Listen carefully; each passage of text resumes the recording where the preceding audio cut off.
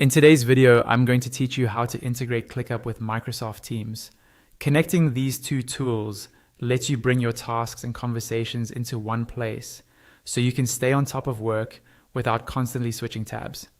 I'll walk you through exactly what to click and what to expect on screen, so you can follow along in real time. Start by logging into your ClickUp account in your browser.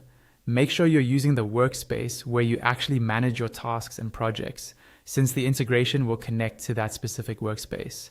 Once you're logged in, look over to the left-hand side of your screen. This is the main navigation column where you normally see things like Home, Notifications, and your spaces. Near the bottom of that left-hand column, you'll see an option labeled More. Go ahead and click on More. This area is where ClickUp keeps additional features and settings that don't always show up in the main navigation, including integrations. After you click More, a menu or panel will open. From here, look for the option called Apps. Click on Apps. This section is dedicated to connecting ClickUp with other platforms and services. If you ever need to manage or disconnect an integration in the future, this is also where you'll come back. Inside the Apps area, you'll see a list of available integrations. Scroll through until you find Microsoft Teams. When you see the Microsoft Teams option, click on it. This will open the details page for the integration, where ClickUp explains what the connection can do, such as sending updates to Teams or creating tasks from conversations. On this Microsoft Teams integration page, look for a button labeled Connect. Click on Connect.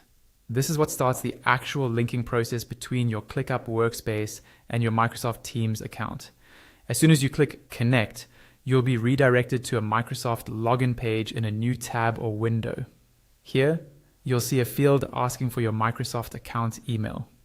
Click into that email field and type in the email address you use for Microsoft Teams, usually your work or school account. Then click on Next to continue.